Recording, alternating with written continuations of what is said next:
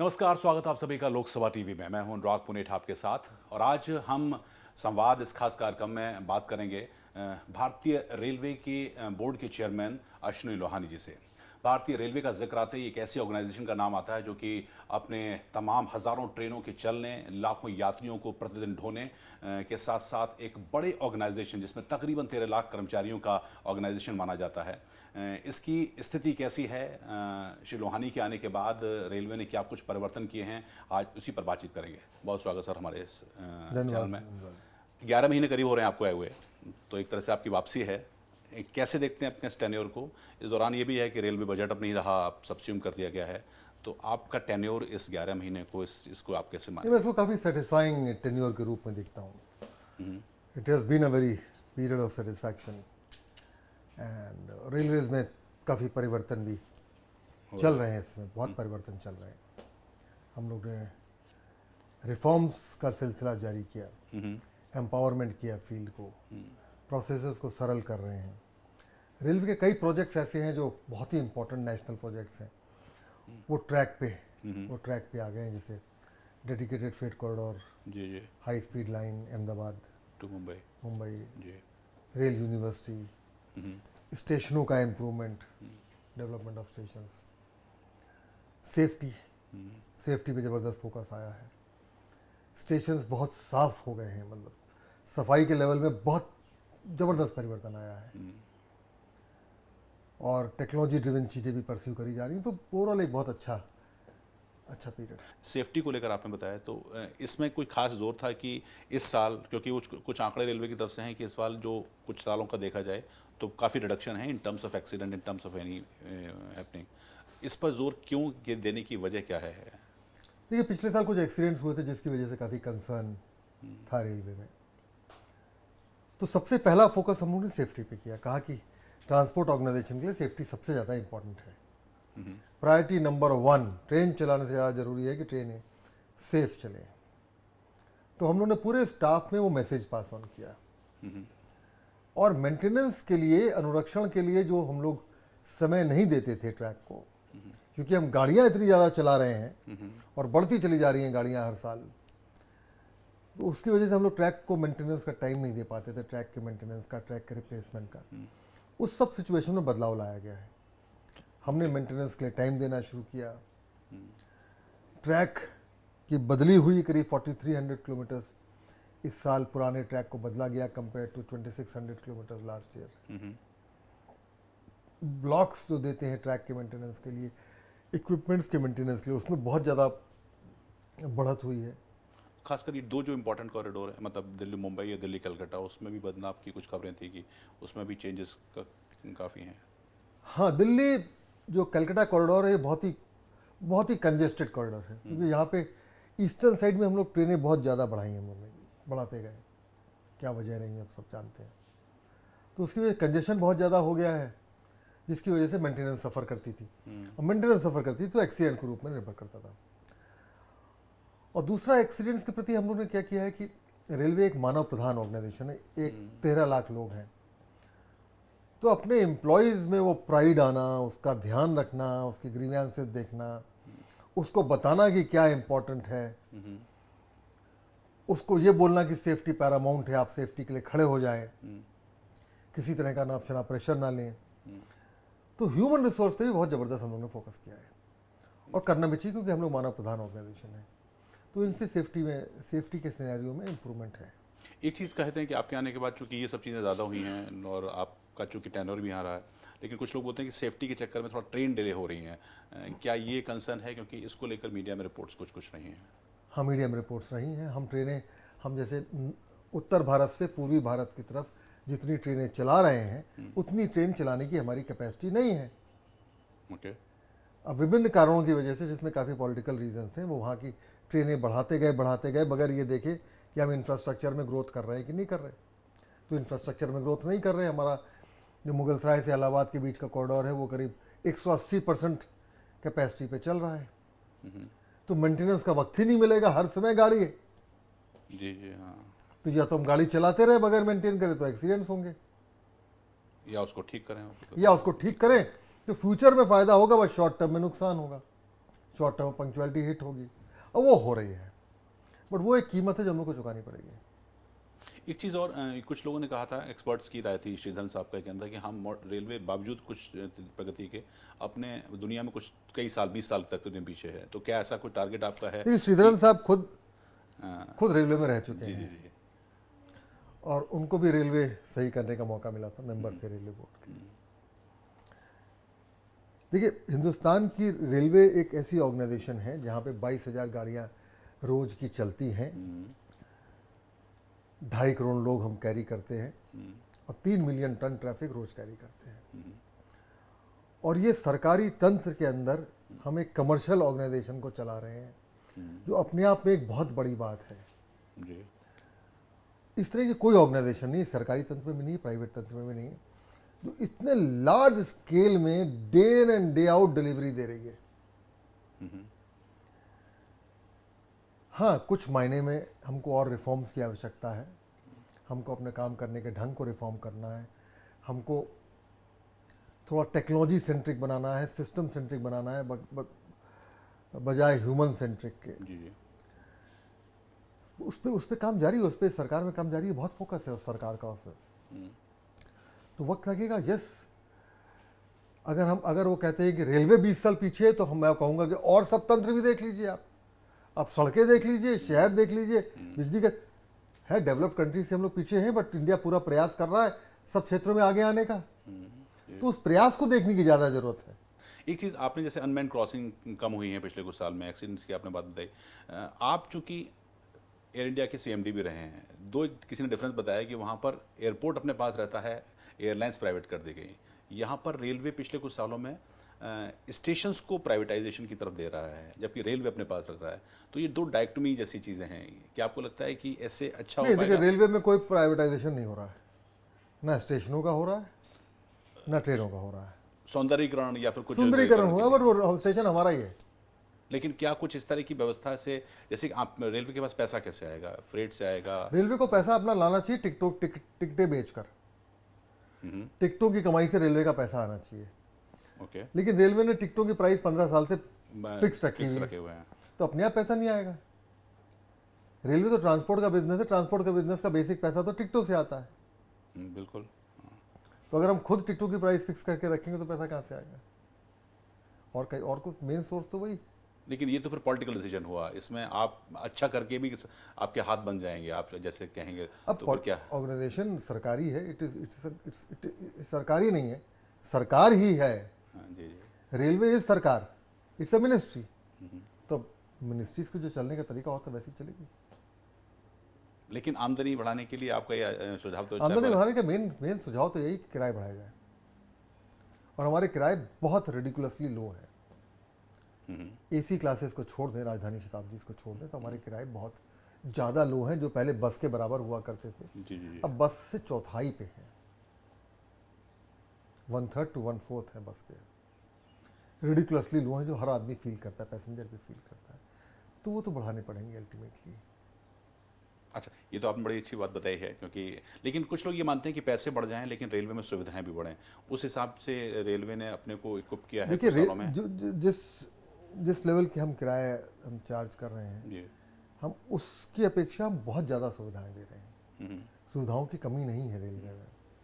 हम स्टेशनों को इम्प्रूव कर रहे हैं, हम गाड़ियों के अंदर आपको बेडरोल की सुविधा देते हैं, केटरिंग खाने की सुविधा देते हैं। हम लोग का जो रिजर्वेशन नेटवर्क है वो भी बहुत निराला है, आप घर बैठे टिकट बुक कर सकते हैं। जी हाँ, जी हाँ। तो रेलवे में फैसिलिटीज़ तो इम्प्रूव कर ही जा रही हैं रेगुलरली। अब बहुत ज़्यादा एफर्ट है इस ऑर्गेनाइजेशन का, ज़्यादा बेहतर सर्विसेज देने के लिए अपने यात्रियों को और दूसरे क्लाइंट्स को। तो उस पर तो काम निरंतर जारी है।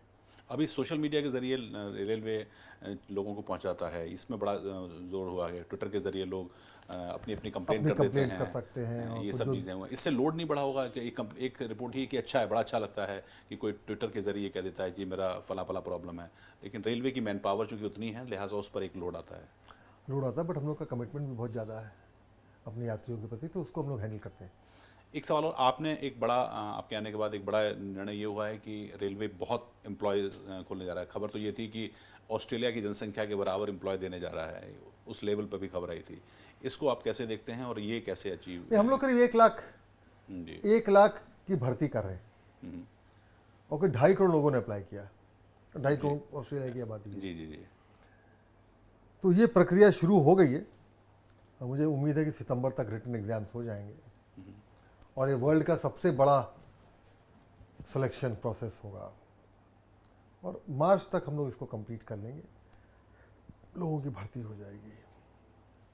इससे रेलवे को वही बैलेंस आमदनी और उसमें कैसे आप देखेंगे उसको? देखिए, बैलेंस आमदनी का सवाल नहीं, हमारे वैकेंसीज हैं, हमको वैकेंसीज भरनी है, अदरवाइज हम चला नहीं पाएंगे रेलवे को। जितनी गाड़ियाँ चलाते हो उसके लिए हमको ड्राइवर चाहिए, जितने स्टेशन उनके लिए स्टेशन मास्टर चाहिए, गार्ड चाहिए, डिफरेंट कैटेगरीज ऑफ स्टाफ चाहिए। तो हर साल तो लोग रिटायर होते हैं, उन पोस्ट पोजीशन को हम खाली छोड़ देंगे तो हम रेलवे चलाएंगे कैसे? तो इसका कमाई से कोई रिलेशन नहीं है। ओके। हमको ये लोग चाहिए सेफली और अच्छे ढंग से रेलवे को चलाने के लिए, इसलिए भर्ती करी जा रही है। फ्रेट की आमदनी में आपके आने के बाद कुछ परिवर्तन है? क्योंकि इससे पहले कुछ रिपोर्ट्स थी कि कुछ कमी हुई है कुछ सालों में, लेकिन इस साल फ्रेट की कमाई में इस साल परिवर्तन है, इम्प्रूवमेंट है, लास्ट ईयर भी इम्प्रूवमेंट था। बट एक मेन मुद्दा ये है कि क्योंकि हम पैसेंजर फेयर्स नहीं बढ़ाते हैं और हम फ्रेट के फेयर्स बढ़ाते हैं, जी तो फ्रेट के फेयर्स बढ़ाने से देश की अर्थव्यवस्था पे फर्क पड़ता है। जी क्योंकि हाँ। पूरा ट्रांसपोर्ट की इकोनॉमिक्स चेंज हो जाती है और हम अपने फ्रेट के रेट्स को इनकॉम्पिटिटिव कर देते हैं, तो वो समन्वय रखने की बहुत ज़्यादा आवश्यकता है। बट हाँ, फ्रेट की कमाई बढ़ रही है, फ्रेट कैरेट भी बढ़ रहा है हमारा। लेकिन ये प्रपोजल चूंकि आपने कहा है तो सरकार की तरफ से कुछ ऐसा इंडिकेशन है कि कुछ परिवर्तन हो सकता है आने वाले समय में किरायों को लेकर या किसी तरह की चीज़ को लेकर? अभी इमीडिएटली तो मुझे नहीं लगता, बट अल्टीमेटली तो रैशनलाइज करना पड़ेगा। तो माने कि 2-3 साल में कुछ इस तरह का, या इलेक्शन ईयर के बाद हो सकता है कि कुछ सरकार इस बारे में सोचे। हाँ, हो सकता है।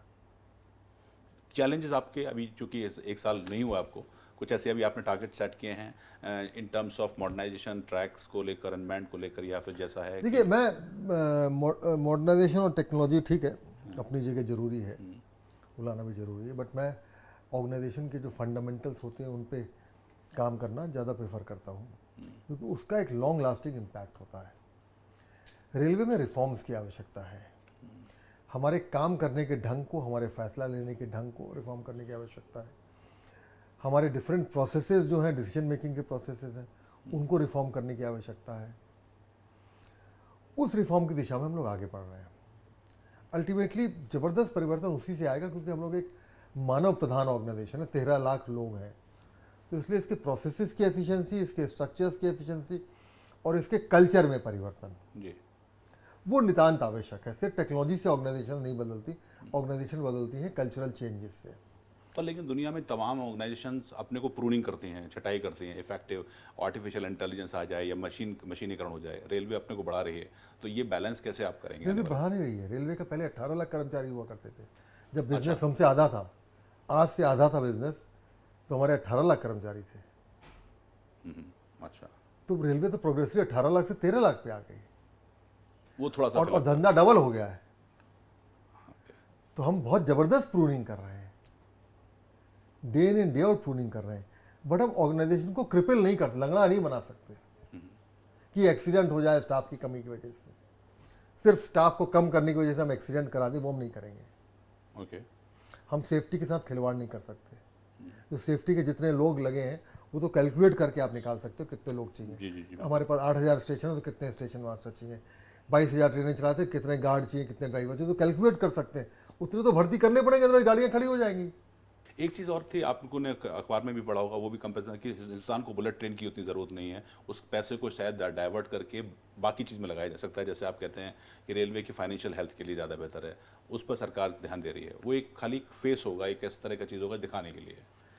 नहीं, ये नासमझी का स्टेटमेंट है। One is not at the cost of the other. ऐसा नहीं कि बुलेट ट्रेन आ रही है तो वो और इंफ्रास्ट्रक्चर में जो खर्चा होगा, जरूरत है, उसके कॉस्ट पे आ रही है, ऐसा नहीं है। हमको एक तरफ रेलवे को ठीक भी करना है, बट हमको दूसरी तरफ लेटेस्ट टेक्नोलॉजी भी लानी है। ओके। बुलेट ट्रेन एक नई दिशा देगी रेलवे को। हम हवाई जहाज से कम समय में 2 शहरों के बीच में यात्री को ढोएंगे, जी। कैरी करेंगे। हम 2 घंटे में अहमदाबाद के शहर के बीचों बीच से मुंबई शहर के बीचों बीच पहुंचाएंगे। अगर आप हवाई जहाज लेके जाते हैं अहमदाबाद शहर के बीचों बीच से मुंबई के बीचों बीच तो 5 घंटे लगते हैं। जी। आप 1 घंटे वहाँ पहुंचेंगे, 1 घंटा पहले पहुंचेंगे, फिर वहाँ से बिल्कुल, हाँ। 5 घंटे लगेंगे, 4 से 5 घंटा। तो ये एक पैराडाइम शिफ्ट है। हम उन कंट्रीज़ की श्रेणी में ज्वाइन करने वाले हैं जहाँ पे जो बुलेट इस तरह की हाई स्पीड ट्रेन चलाते हैं। ये हिंदुस्तान के लिए फ़ख्र की बात है, गर्व की बात है। जहाँ तक इसमें दिए गए पैसे का प्रश्न है, वो पैसा हमको जापानीज लोन है, और वो लोन इसी पर्पस के लिए दिया गया है। ऐसा नहीं कि पैसा बट रहा था हमने यहाँ लगा दिया, हम कहीं और लगा सकते, नहीं। वो इसी पर्पस के लिए लोन है, वो हाई स्पीड के लिए ही एग्रीमेंट हुआ है, और उसका इंटरेस्ट रेट 0.1% है, जो नगण्य है। तो देखा जाए तो हमको करीब करीब फ्री में मिल रहा है। तो ये समझ जो लोग स्टेटमेंट दे देते हैं बुलेट ट्रेन के, जी। वो नासमझी का स्टेटमेंट है। One is not at the cost of the other. अगर हम यहाँ पे एक अच्छी सड़क बना रहे हैं तो इसका मतलब नहीं कि हम गांव की सड़क को खराब रख के यहाँ अच्छी सड़क बना रहे हैं। इसका मतलब ये नहीं है। यहाँ पे एक अच्छा ऑफिस बन रहा है दिल्ली में, तो इसका मतलब ये नहीं कि किसी और जगह किसी चीज को काटा जा रहा है, उसके बदले में यहाँ पे अच्छी जा रहा है। तो ये जो लोग इसकी बात करते हैं, उनको ये बात समझने की आवश्यकता है। शायद लोग रेलवे को लेकर थोड़ा सेंसिटिव ज़्यादा रहते हैं। उनकी लगता है कि ट्रेन लेट हो गई तो सरकार की जिम्मेदारी है, रेलवे बोर्ड की जिम्मेदारी है। या जैसा आप भी जाते हैं कई कार्यक्रमों में, मैंने खुद देखा है कि आपसे तो लोग कंफर्मेशन कराने तक की शिकायतें करते होंगे। तो शायद सेंसिटिविटी लोगों की ज़्यादा है हिंदुस्तान का आम आदमी रेलवे को लेकर। क्योंकि भारतीय रेल जो है वो हिंदुस्तान का एक अभिन्न अंग है, हिंदुस्तान को जोड़ती है। We connect India. हम इंडिया के गाँव को और छोटे शहरों को और बड़े शहरों को, पूरे हिंदुस्तान में जिस तरह का जाल फैला हुआ है रेलवे का, it is Indian Railways is a miniature India. Miniature India. Is a miniature India. आप ट्रेन में जाइए तो आपको हिंदुस्तान नजर आएगा। और तो इसलिए लोगों का जुड़ाव है। भारतीय रेल हर हिंदुस्तानी के दिल को छूती है, उसकी जिंदगी को छूती है। तो इसलिए हर किसी के पास ओपिनियन है। एक नीति आयोग ने एक टारगेट और दिया है शायद वो कि 2020 तक आप 8 गुना अपना वो बढ़ाएं। ये फीजिबल लगता है आपको? 8 गुना क्या? 8 गुना ट्रैक्स को बढ़ा लें, मतलब जो भी अभी एट द रेट है। सवाल ही नहीं पैदा होता। तो ये आपको लगता है बड़ा हम 2020 तक हम लोग क्या करेंगे? हम लोग डेडिकेटेड फ्रेट कॉरिडोर जो है, जो उत्तर भारत से पश्चिम भारत और उत्तर भारत से पूर्वी भारत के बीच में जो है 1600 किलोमीटर की लाइन हम डाल देंगे एक्स्ट्रा। ओके। इससे गुड्स ट्रेन के चालन में बहुत अमूलचूल परिवर्तन आएगा। और उसके अलावा हम लोग इंफ्रास्ट्रक्चर डेवलपमेंट में लगे हुए हैं, बट रेलवे का इंफ्रास्ट्रक्चर सड़क जैसा नहीं है या बिल्डिंग जैसा नहीं है। इसको बनने में वक्त लगता है, लैंड एक्वायर करनी पड़ती है, बहुत कॉम्प्लिकेशंस, बहुत टेक्निकलिटीज़ होती हैं, बट इंफ्रास्ट्रक्चर डेवलपमेंट के प्रति ये सरकार बहुत कमिटेड है। क्या डीएफसी कॉरिडोर में डिले एक बड़ा रीज़न रहा इस देश में संभवतः उसको समझने के लिए? देखिए, डीएफसी कॉरिडोर इस समय ऑन ट्रैक है, मार्च 2020 में तैयार हो जाएगा। नहीं, आपसे पहले चूंकि डिले हो चुका था, लिहाजा आप पे भी कुछ प्रेशर शायद कि जल्दी हम पूरा करें, कुछ उसको हाँ, कुछ इश्यूज थे, कुछ एडमिनिस्ट्रेटिव प्रशासनिक मुद्दे थे जिनको सॉल्व करने की आवश्यकता थी, उनको सॉल्व किया गया है और ये बन जाएगा अगले 2 साल के अंदर। 2 साल से कम में, 1.25 साल है बचे हैं। आखिरी सवाल, अपने टेन्योर को आप कैसे अब याद रखना चाहेंगे आने वाले समय में एक सीआरबी के तौर पर, कि क्या आप स्ट्रक्चरल रिफॉर्म, एडमिनिस्ट्रेटिव, या क्या एक वर्क कल्चर में, जैसे आपने कुछ कहा? देखिए, हमने अपने पहले ज्वाइनिंग के बाद पहले दिन जो मेन एक्शन लिया था वो था कल्चरल रिफॉर्म की दिशा में। हमने बुकेज बैन कराए थे, फूल के गुलदस्ते बैन करा दिए थे पूरे भारतीय रेल में, और फिर गिफ्ट्स बैन कराए, ये आपने प्रोटोकॉल खत्म किया। ओके। लोग फिर भ्रष्टाचार की बात करनी शुरू करी। हर मीटिंग में, हर फोरम में भ्रष्टाचार की बात होती है। ह्यूमन रिसोर्स की बात करनी शुरू करी। हमने अपने स्टाफ को बोला कि मेरे पैसेंजर से ज़्यादा आप मेरे लिए ज़रूरी हो, you are more important, because अगर आप संतुष्ट होगे तो हमारा पैसेंजर संतुष्ट होगा। ये कल्चरल शिफ्ट की आवश्यकता है। सिर्फ रेलवे नहीं, सब ऑर्गेनाइजेशंस में हमको चोंचलों से हटना पड़ेगा। लेकिन आपने कुछ बहुत से दुश्मनी बनाए होंगे, हो सकता है आपने कल्चर को चेंज किया है तो लोग नाखुश भी होंगे। नॉर्मली लोग लाइक करते हैं अच्छा। अगर कंसिस्टेंसी हो और टॉप में भी ये फॉलो किया जाता हो। अगर मैं गिफ्ट्स लेता रहूं रोज ओके। और मैं भ्रष्टाचार में लिप्त रहूं तो फिर कैसे नीचे वाले मानेंगे। तो जनरली लोग लाइक करते हैं, अच्छी चीज़ें नॉर्मली लाइक की जाती हैं, प्रोवाइडेड कंसिस्टेंसी हो और उसको आप दिल से पालन करते हो। एक और सवाल कि चूंकि सब्स्यूम कर दिया गया रेलवे बजट, तो उसका फायदा रहता है, फोकस थोड़ा हटा है, या कैसे आप देखते हो उसको, इस परिवर्तन को? पहले बड़ा फोकस रहता था जिस दिन रेल बजट आता था। देखिए, इसका मैं शुद्ध फायदा आपको बताऊं तो सिर्फ एक है। शुद्ध फायदा यह है कि पहले रेल मंत्री बजट प्रस्तुत करता था, अब भारत का वित्त मंत्री बजट प्रस्तुत करता है, जिसमें रेलवे बजट पार्ट है। क्योंकि रेल मंत्री सेपरेटली बजट प्रस्तुत करता था तो बहुत सारी गाड़ियां अनाउंस करता था, भले कैपेसिटी हो या ना हो, गाड़ियां अनाउंस होती थी। उसमें रुकावट आई है, उसमें रोक आई है। अब नई गाड़ियां वैसे अनाउंस नहीं हो रही हैं, अगर हो भी नहीं तो बहुत लिमिटेड हो रही हैं, और करीब करीब अब तो नहीं के बराबर हो गई। शायद राजनीति चली गई होगी थोड़ा सा उसमें, जो पॉलिटिजाइजेशन होता था कि हम यहाँ से शुरू करें वहाँ से शुरू करें, वो शायद कम हुआ होगा। क्योंकि हम लोग को आवश्यकता है कि हम इस समय नई गाड़ियाँ और ना चलाएं। ओके। हमारी कैपेसिटी नहीं है, हम सेफ्टी के रिस्क पे ही और नई गाड़ियाँ चला सकते हैं, या पंक्चुअलिटी के रिस्क पे ही चला सकते हैं, या पैसेंजर डिस्कम्फर्ट के रिस्क पे ही चला सकते हैं। तो वो उसमें एक हमको फ़ायदा दिखता है बड़ा। आप बड़ा साफ गोई से आंसर दे रहे हैं, लेकिन बड़ा पॉलिटिकल एंड अनटेनेबल लग रहा है मेरे को, क्योंकि जैसे हो सकता है कोई कहे कि रेलवे बोर्ड के चेयरमैन के तौर पे आप कह रहे हैं कि किराए बढ़ाए जाने चाहिए, जो उस देश में तमाम मंत्रियों ने ना रिपोर्ट्स के बावजूद भी नहीं बढ़ाए। आप कहते हैं कि गाड़ियाँ नहीं होनी चाहिए क्योंकि हमारे ऊपर लोड ज़्यादा है। ये बड़ा नहीं, इसको आप दूसरे तरीके से देखिए तो मेरा ये कहना है कि आप इंफ्रास्ट्रक्चर बढ़ाइए, फिर गाड़ियाँ चलाइए। अगर हम थर्ड लाइन फोर्थ लाइन डाल दें और DFCC डाल दें तो हम गाड़ियाँ डबल चला सकते हैं, जितने पैसेंजर गाड़ियाँ चलाते हैं उनको हम डबल कर सकते हैं। बट उसके लिए पटरी बिछानी पड़ेगी, बगैर पटरी बिछाए एक्स्ट्रा अब और गाड़ियाँ हमको नहीं डालनी चाहिए, कम से कम हाई डेंसिटी नेटवर्क्स में, गोल्डन क्वाड्रिलैटरल में। मैं ये बोल रहा हूँ। ठीक है। फेयर्स के मामले में बोल रहा हूँ कि रैशनल फेयर्स होने चाहिए, जिससे मेरे खर्चे निकल जाएं पूरे, और जिससे मैं कुछ इन्वेस्ट कर सकूँ और इम्प्रूवमेंट के लिए। ओके। अगर मैं बिल्कुल बॉर्डर पे रहूँगा हर समय, तो नेगेटिव रहूँगा, तो मैं कैसे स्टेशन इंप्रूव करूँगा, कैसे गाड़ियाँ इंप्रूव करूँगा।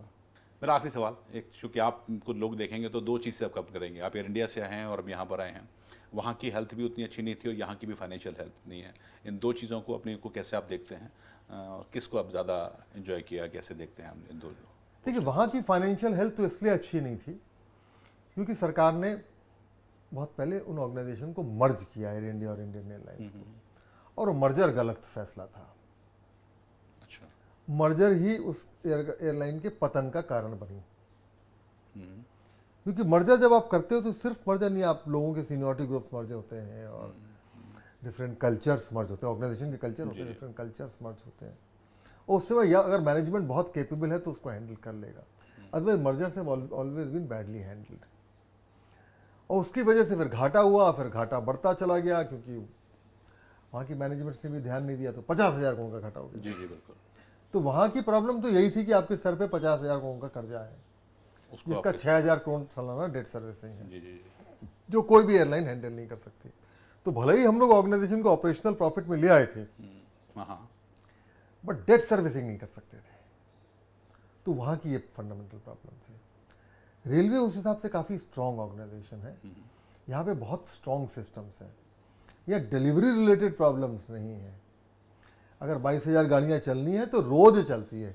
अगर शाम के 5 बजे हावड़ा राजधानी जानी है तो जाएगी, तो मैं यहाँ रहूँ या अफसर कोई रहे, माल दे न दे, बट हर रोज़ शाम को निकलेगी उतनी गाड़ियाँ। इतनी स्ट्रॉन्ग ऑर्गेनाइजेशन है, इतने स्ट्रॉन्ग सिस्टम्स हैं रेलवे के। थोड़ी बहुत दिक्कतें तो रहेंगी इस ऑर्गेनाइजेशन में, बट एक बात मैं कहूँ कि इस सरकार में बहुत ज़बरदस्त कमिटमेंट है। अच्छा, ओके। और हमारे मंत्री बहुत अच्छी लीडरशिप दे रहे हैं इसमें, तो चीज़ें इम्प्रूव हो रही हैं बहुत तेज़ी से। बट क्योंकि ऑर्गेनाइजेशन इतनी विशाल है, वर्ल्ड की सबसे विशाल ऑर्गेनाइजेशन है, तो वक्त तो लगेगा, वक्त तो लगेगा, चंद महीनों वाली बात नहीं है। इंफ्रास्ट्रक्चर का जो कमी है वो डिकेड्स ऑफ नेग्लेक्ट है, ओके डिकेड्स ऑफ नेग्लेक्ट है। वक्त तो लगेगा, लगातार लगे रहना पड़ेगा हम लोग को चंद वर्षों तक, तब वो जाके लाइन पे आएगी। हमारी शुभकामनाएं आपके साथ। हमसे बात करने के लिए और समय निकालने के लिए बहुत बहुत धन्यवाद आपका। तो आपकी ये सपना मेहनत पूरी हो जो आप कल्चर चेंज लाने की कोशिश कर रहे हैं रेलवे में, और आमदनी बढ़े जैसा कि आप कह रहे हैं, रेलवे की हेल्थ अच्छी हो। बहुत बहुत धन्यवाद हमसे बात करने के लिए।